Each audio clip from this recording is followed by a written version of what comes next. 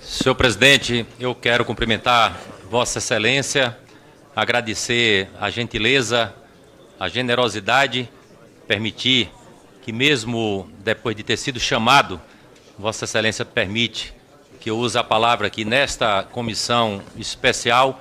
Eu tive que me retirar para coordenar a reunião da bancada do PCdoB, que teve a presença da nossa presidenta Luciana Santos, do governador Flávio Dino, e me impediu de participar no momento anterior, quando fui chamado. Quero cumprimentar Vossa Excelência, o vice-presidente Silvio Costa, e reconhecer o trabalho exemplar de ser amplo, de cumprir o regimento, de flexibilizar as intervenções aqui, de conduzir esse debate com a serenidade e a firmeza necessária que o assunto requer. Em poucos momentos nós tivemos nesta casa um clima de debate de um tema tão denso, com o nível de intervenção de forma tão abrangente e tão ampla como tivemos aqui. E da mesma forma cumprimentar o relator. Nós podemos ter discordância sobre o mérito das questões aqui tratadas, mas o relator teve a capacidade de ouvir todos. Não é comum um debate com tanto tempo de contribuição dos mais diversos segmentos e o relator ouvir cada um, acompanhar cada debate, anotar as coisas, ir nas bancadas e consultar.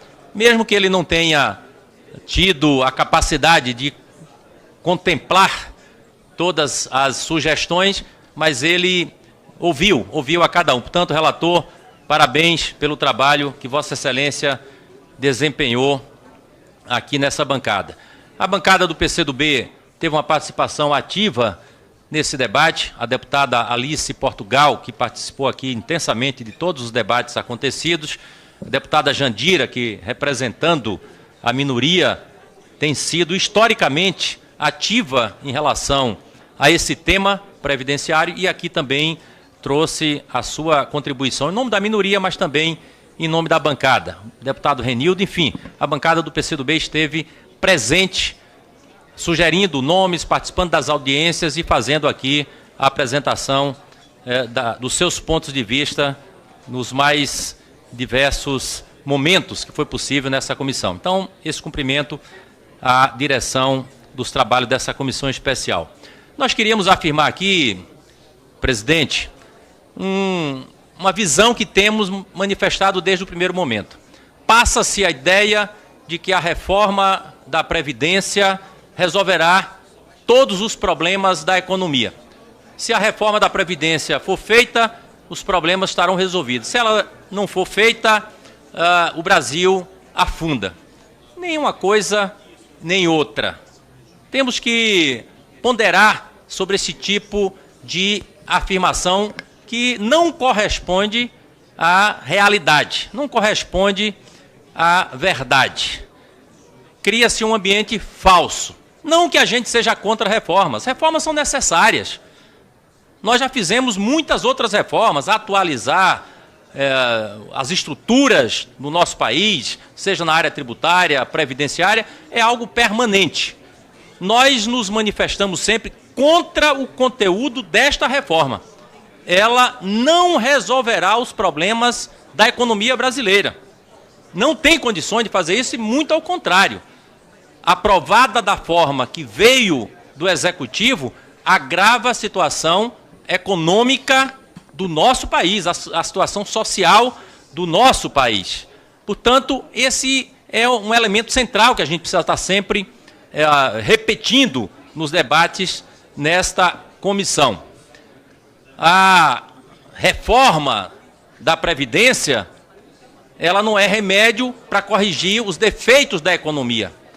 A economia é que teria potencial, condições de resolver os problemas previdenciários.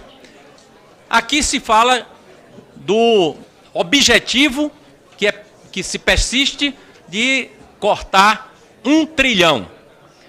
Eu pergunto, se a economia tivesse crescimento num patamar de 3% ao ano, como estava projetado, e como é da tradição de crescimento no nosso país, nós diríamos de elevação da arrecadação na área da Previdência num volume muito maior do que 1 trilhão que se pretende cortar aqui.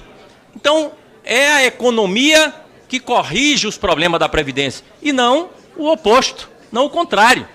Então, nós precisamos afirmar aqui esse ponto de vista, mesmo porque nós sabemos que o orçamento da Seguridade Social é composto pela contribuição para o financiamento da Seguridade Social, que é oriundo dos resultados, do faturamento das empresas.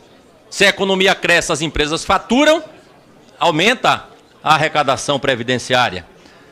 O orçamento da Seguridade é composto pela contribuição sobre o lucro líquido. Se tem lucro, tem economia crescendo, tem lucro, aumenta a arrecadação da Previdência. Se tem atividade econômica, tem mais emprego. Tendo mais emprego, o patrão participa mais da contribuição e os trabalhadores participam mais da contribuição. Então, é fácil, não precisa ser matemático, não precisa ser economista para entender a lógica desse processo. Nós precisamos de medidas para reativar a economia e, assim, resolver o déficit da Previdência. Não resolve se nós apenas ficarmos presos à premissa de que o objetivo da reforma é economizar 1 trilhão, que agora fazem conta dizendo que são 960 bilhões. Não é esse o caminho. Por trás disso tem vidas, tem pessoas que precisam serem levadas em conta. São condições que as pessoas necessitam para ter sua subsistência garantida.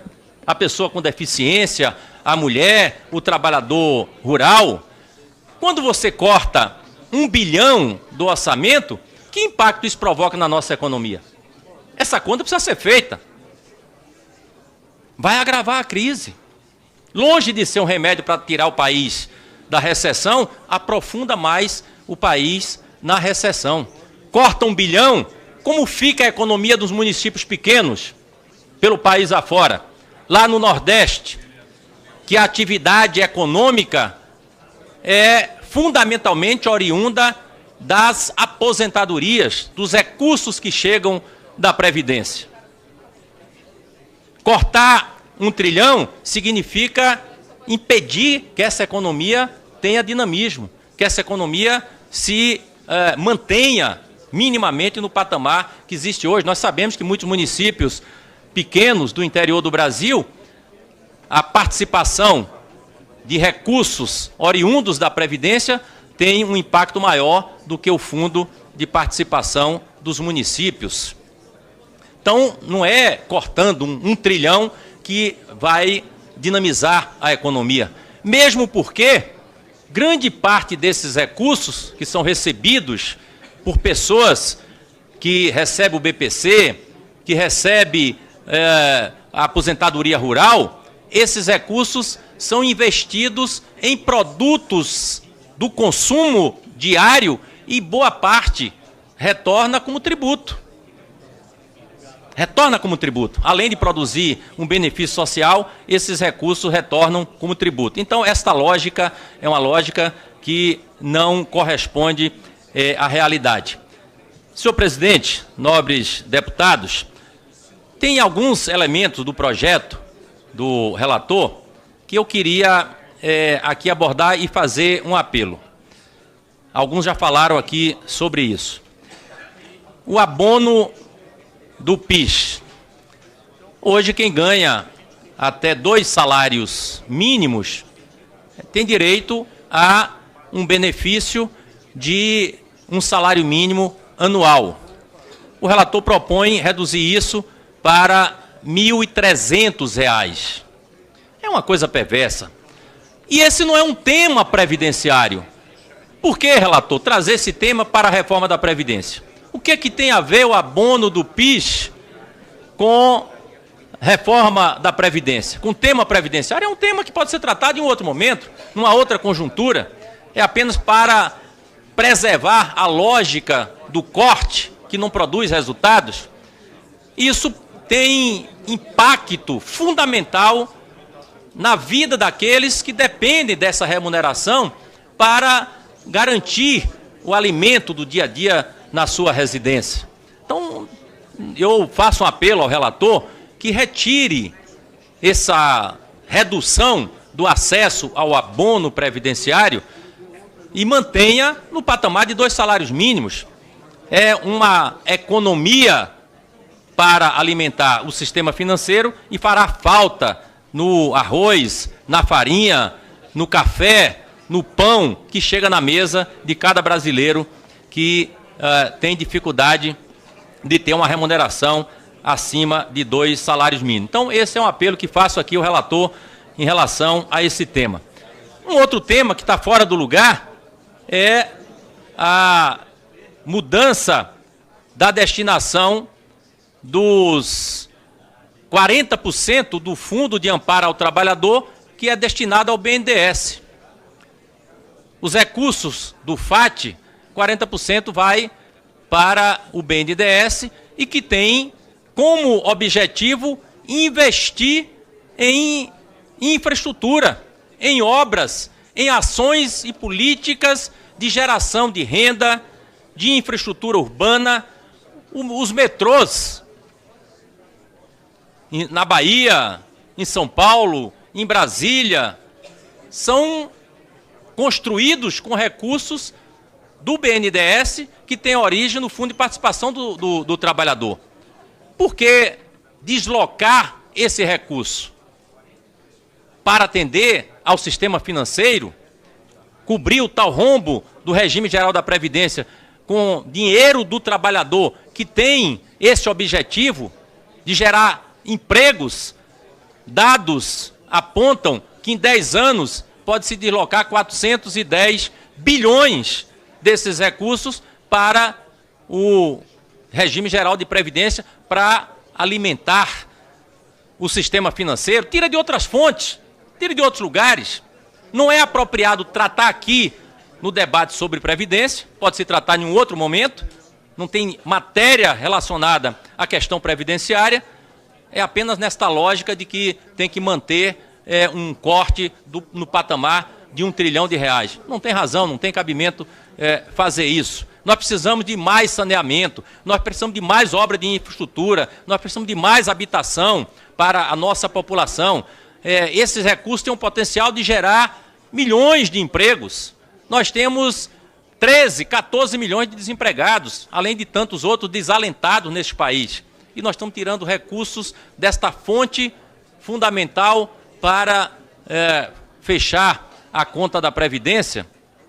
Então, o apelo que eu faço ao relator que se mantenha esses recursos no BNDES, com esta destinação nobre, com esta pulverização de ações que o BNDES é capaz de produzir, que chegam nos grandes centros, que chegam nas cidades pequenas, que chegam no saneamento, que chegam na habitação, que chega para valorizar o transporte público e que não tem outras fontes. Não tem outras fontes. Ele é um recurso destinado especificamente para essa finalidade. Então, os 2 apelos que eu quero deixar aqui ao relator em relação a temas que não fazem parte daquilo que deve ser objeto de deliberação relacionados à Previdência. A redução do BPC, aliás, do abono, a redução do abono, do acesso ao abono do PIS, que se mantenha o direito do trabalhador ter acesso para aqueles que ganham até 2 salários mínimos, e a retirada desses recursos do BNDES, que seria destinado a cobrir o rombo, o chamado rombo do regime geral de previdência. Por essas razões, senhor presidente, nobres deputados, nós nos posicionamos e reafirmamos aqui que a bancada do PCdoB votará contra esse relatório. Ele não merece a aprovação desta comissão, deste plenário, não merece a aprovação dos brasileiros.